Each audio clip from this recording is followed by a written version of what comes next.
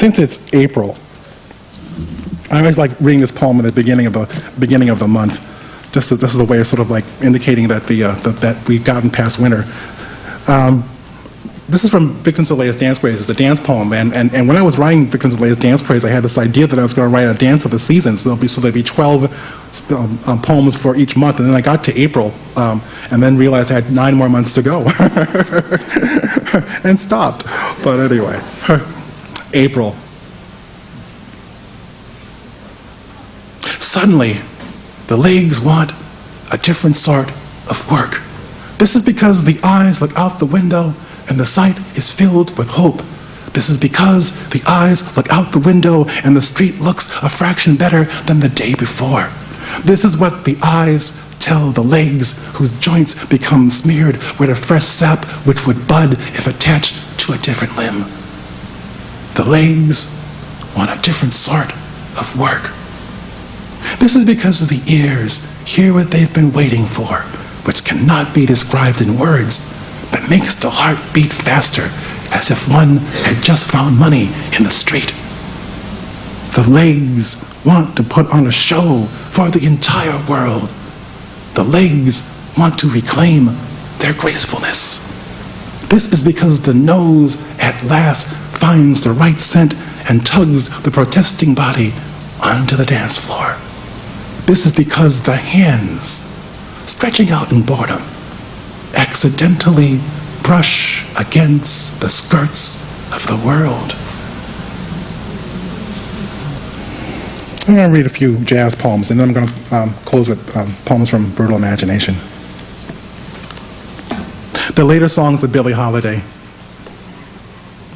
Her voice, rough trick of will and breath, erodes out, even knowing she's beyond all trouble now. It's a worry to listen. The cabaret law, what was it? Gone like spats. Now her trumpet of a throat begins to weed. She works harder to convince these notes to stay, to treat her right. Bessie Smith. I notice an arm crooked out of an open car window in California and dream her sleeve as the car in front of us hugs a curb.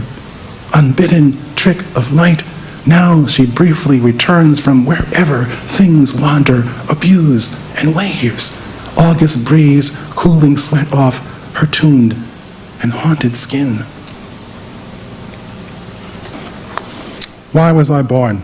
A duet between John Coltrane and Kenny Burrell. So why, asked the guitarist and the saxophonist, a genius, a lover, sidesteps the question, blows a kiss instead. Then they both begin to speak like bourbon being poured into a glass at which bar? The eternal one, bathed in the open light of the test pattern, the one where the phone booths are all functional, but so better here than your shitty apartment.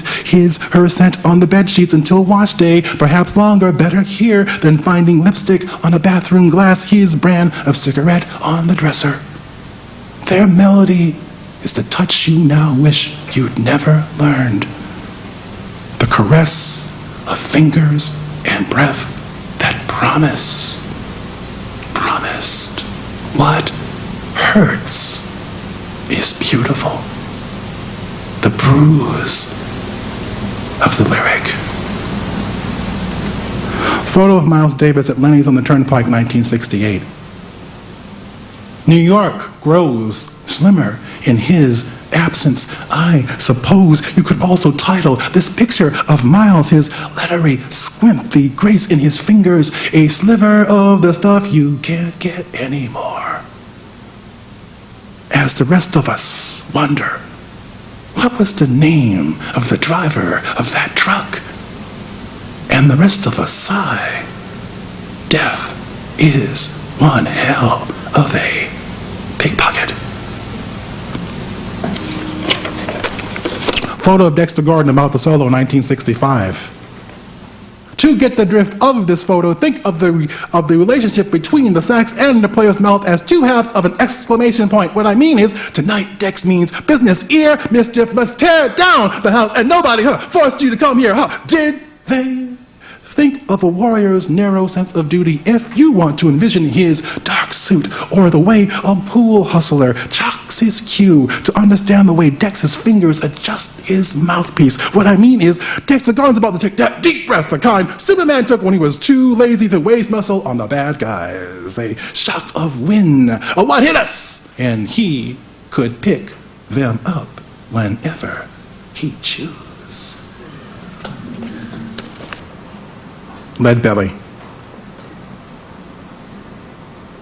You can actually hear it in his voice. Sometimes the only way to discuss it is to grip a guitar as if it were somebody's throat and pluck. If there were a ship off of this planet, an ark where the blues could show its other face, a street where you could walk, just walk, without dogged air at your heels, at your back, don't you think he'd choose it? Meanwhile, here's the tune. Bad luck, empty pockets, trouble walking your way with his tin ear.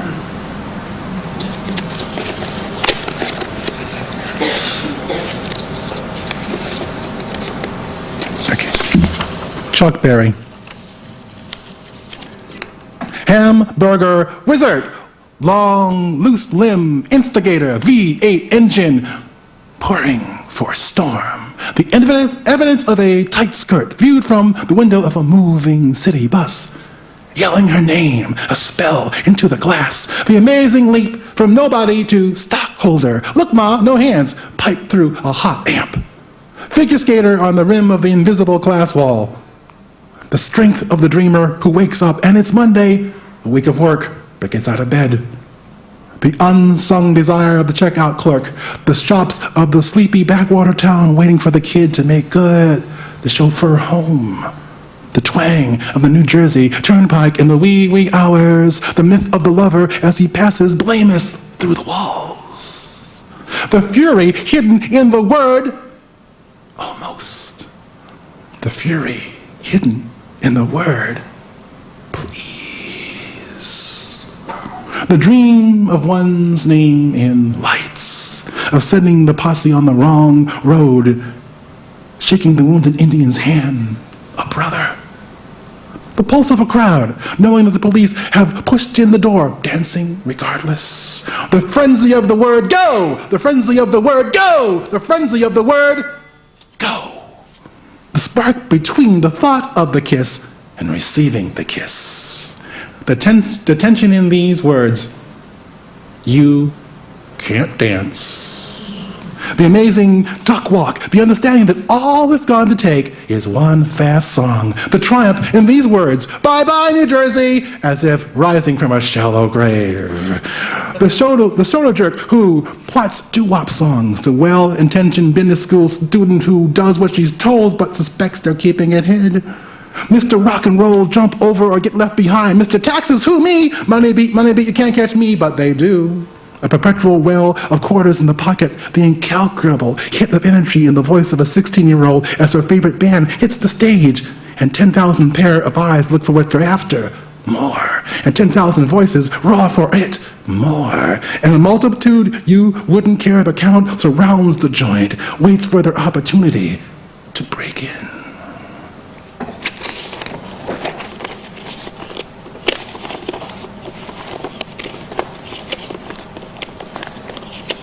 One more. Alabama, circular 1963, a ballad by John Coltrane. But shouldn't this state have a song? Long, gliding figures of my breath loss. Somebody can't sing because somebody's gone. Somebody can't sing because somebody's gone. shouldn't this landscape hold a true anthem?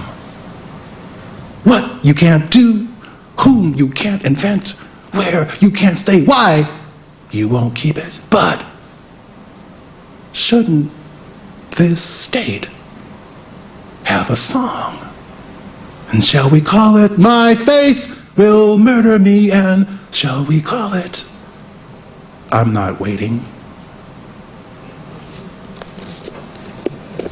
And I'm going to close with poems from Brutal Imagination. And the premise of the book, people who don't know the book, it's about the imaginary guy that Susan Smith claimed kidnapped her 2 children, when in fact she had strapped them to the backseat of the family car and rolled the car into the lake in the John D. Long Lake just outside of Union, South Carolina. And for 9 days, people were looking for this guy.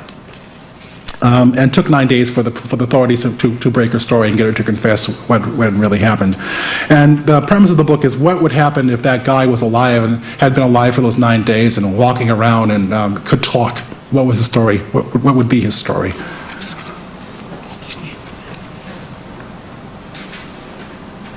How I got born.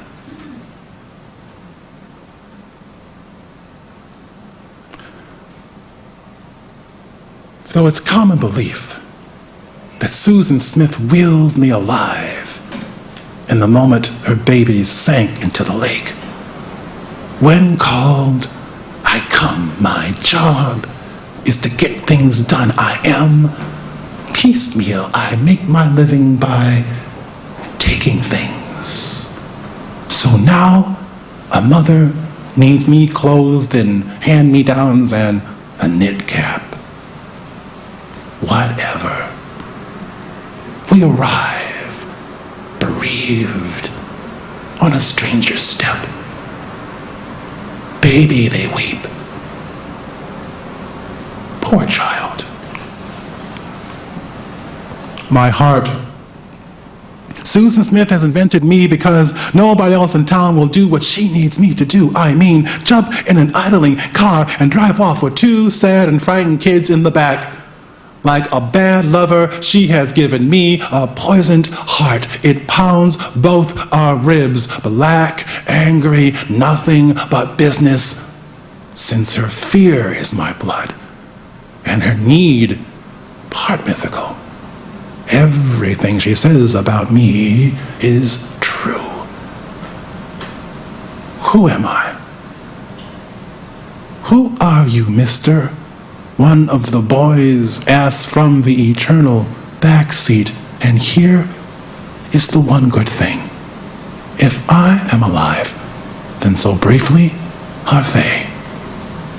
2 boys returned, 3 and 1, quiet and scared, bunched together, breathing like small beasts. They can't place me, yet there's something familiar.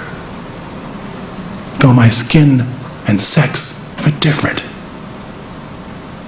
Maybe it's the way I drive, or occasionally glance back with concern. Maybe it's the mixed blessing someone, perhaps circumstance, has given us. The secret thrill of hiding, childish, in plain sight, seen, but not seen, as if suddenly given the power to move through walls, to know every secret without permission. We roll sleepless through the dark streets, but inside, the cab is lit with brutal imagination. Once the once the drawing, the composite drawing of the guy went on the AP wire, people started seeing the guy and the kids in the car all over the country and started calling in sightings of him. Sightings. A few nights ago, man swears he saw me pump gas with the children at a convenience store like a punchline you get the next day, or a kiss in a dream that returns while you're in the middle of doing something else. I left money in his hand. Mr. Blank, who lives in blank South Carolina, of average height and a certain weight, who may or may not believe in any of the basic recognized religions, saw me move like an angel in my dusky skin and knit hat. Perhaps I looked him in the eye. Ms. Blank saw a glint of us on which highway, on the street that's close to what landmark? She now recalls the two children in the back appeared to be behaving. Mr. Blank now knows he heard the tires of the car everyone is looking for crunch the gravel as I pulled up in the wee hours at the motel where he works the night desk. I signed or didn't sign the register. I took or didn't take the key from his hand. He looked or forgot to look as I pulled off the park in front of one of the rooms at the back. Did I say I was traveling with kids? Who slept that night in the untouched beds? Where am I? Looking for Michael and Alex means that the bushes have not whispered, that the trees hold only shade, that the lake still insists on being a lake. I flicker from TV to TV. My flyer sits on their grandmother's easy chair. I hover over so many lawns, so many cups of coffee. I pour from lip to lip. The town blossoms in yellow ribbons, sprinkled like breadcrumbs or bait. I crackle from cell phones and shortwave. I am listened for in alleys. Looking for Michael and Alex means each car is scanned at the drive-through windows, that sightings are hoped for at the self-serve pumps. Crooks long for the crook of my arm, reaching for diapers and snacks.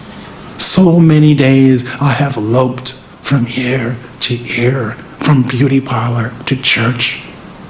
They count the days till someone comes back. We've never left. The law. I'm a black man, which means in Susan's case that I pour out of a shadow at a traffic light, but I'm also a mother, which is why she has me promise I won't hurt your kids before I drift down the road. I am a mother, which is why we sing, have mercy, come home. No questions asked. But I'm black, and we both know the law. Who's going to believe that we had no choice but to open that door? Who's going to care that it was now or never, that there was no time to unbuckle them, that it was take the car or leave the car? I'm black, which means I mustn't slow down. I float in forces I can't always control, but I'm also a mother, which is why I hope I'm as good as my word. Composite. I am not the hero of this piece. I am only a stray thought, a solution. But now my face is stuck to lampposts, glued to plate glass. My forehead gets stapled to my hat. I am here, and here I am not. I am a door that opens, and out walks no one can help you. Now I gaze straight into your eyes from bulletin boards, tree trunks. I am papered everywhere. A blizzard called. You see what happens? I turn up when least expected. If you decide to buy some milk, if you decide to wash your car, if you decide to mail a letter, I might tumbleweed upon a pant leg. You can stare and stare, but I can't be found. Susan has loosed me on the neighbors, a cold representative, the scariest face you could think of. Then there comes a section where other fictional black characters comment on the story that's happened so far. I'm not going to read all the poems of that section. I'm just going to read one, Uncle Tom in Heaven. My name is Mud. Let's get that out of the way first. I am not a child. I was made to believe that God kept notes, ran a tab on the blows, so many on one cheek, so many on the other. I watched another black man pour from a white woman's head. I fear he'll live the way I did, a brute, a flimsy ghost of an idea. Both of us groomed to go only so far. That was my duty. I'm well aware of what I've become, a name children use to separate themselves on a playground. Doesn't matter to know I'm someone else's lie. Doesn't help anything to tell you I was built to be a hammer, a war cry.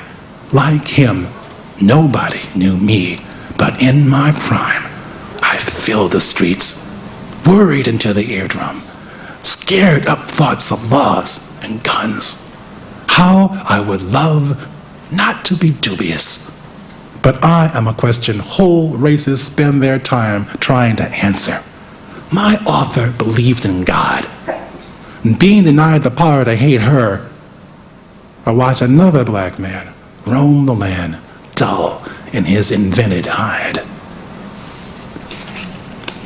Then we're back to the guy. What I'm made of. Susan fills our hands with plain objects. Key, door handle, steering wheel, but my hands are nothing. A song you can't remember the words to, the button that pops off a vest, a comb that falls out of a pocket or purse. Susan fills my lungs with air, but what do I breathe out? Parchment, ink, low growls, the blank gap between words. Nothing fits upon my back. Nothing actually catches my eye. I am hidden and found. I am north, south, east, west, my dark skin, porous, in between. Susan claims my name is muscle, bone, calls me tissue and sinew, fills in my blank with the absence of her boys. But I am water, pebble, silt and gravity, evidence under her nail. Next of kin. The black man in town they thought looked like me, without the dreamed up cap and wardrobe. The police have him now. He sits in a small room. They turn him this way and that. He'll cool there for hours. How do you think he feels? I whisper, "We're innocent," into his ear. He looks so much like me we could be brothers. Already folks may have their doubts. He's poor enough. Where has he been? He has his needs. What do they know? Neighbors call him quiet, a new knot of stress on the tongue. It's been a hard week to be black in Union, South Carolina, a black woman tells a reporter. The whites aren't civil. They look at you and then reach over and lock their doors. Now he is it. Susan has lent me his cheekbones, his gait. For a while, he is as close as they'll ever get. Sympathy. The sheriff's too good to be true. He tries to urge Susan and me to part. He trusts a friendly cup of coffee will skim me loose, but we're hard to untangle. I won't be easy. We know his help is poison. He is courting us. We run a cold sweat while he waits. He is too good to be true. I am not for his ears, Susan knows. She tries not to weep. He attempts to lean towards us. We bob together in the god-awful silence. Two more. Confession. There have been days I've almost spilled from her, nearly taken a breath, yanked myself clean. I've trembled her coffee cup. I well under her eyelids. I've been gravel on her mattress. I am not gone. I am going to worm my way out. I have not disappeared. I half slide between her teeth, double her over as she tries not to blurt me out. The closer Susan inches me towards this, the louder the sheriff hears me bitch. And this is the last poem. It's a duet. First thing you're going to hear is lines that were lifted from Susan Smith's actual handwritten confession, and the response is the imaginary guy. Birthing. When I left my home on October 25th, I was very emotionally distraught. I have yet to breathe. I am in the back of her mind. Not even a notion, a scrabble cloth, the way a man lopes down the street. Later, a black woman will say, we knew exactly who she was describing. At this point, I have no language, no tongue, no mouth. I am not me yet. I am just an understanding. As I rode and rode and rode, I felt even more anxiety. Susan parks on a bridge and stares over the rail. Below her feet, a dark blanketed river. She wants to pull over herself, children and all. I am not the call of the current. She is heartbroken. She gazes down and imagines heaven. I felt I couldn't be a good mom anymore, but I didn't want my children to grow up without a mom. I am not me yet. At the bridge, one of Susan's kids cries, so she drives to the lake, to the boat dock. I am not yet opportunity. I had never felt so lonely and so sad. Who shall be a witness?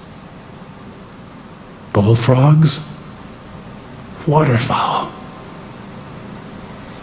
When I was at John D. Long Lake, I had never felt so scared and unsure. I've yet to be called. Who will notice? Moths, dragonflies, field mice. I wanted to end my life so bad, and I was in my car ready to go down that ramp into the water. My hand isn't her hand, panicked on the emergency brake. And I did go part way, but I stopped. I am not gravity, the water lapping against the gravel. I went again and stopped. I then got out of the car. Susan stares at the sinking. My muscles aren't her muscles, burned from pushing. The lake has no appetite, but it takes the car slowly, swallow by swallow, like a snake. Why was I feeling this way? Why was everything so bad in my life? Susan stares at the taillights as they slide from here to hidden. I have no answers to these questions. She only has me after she removes our hands from our ears. Thank you.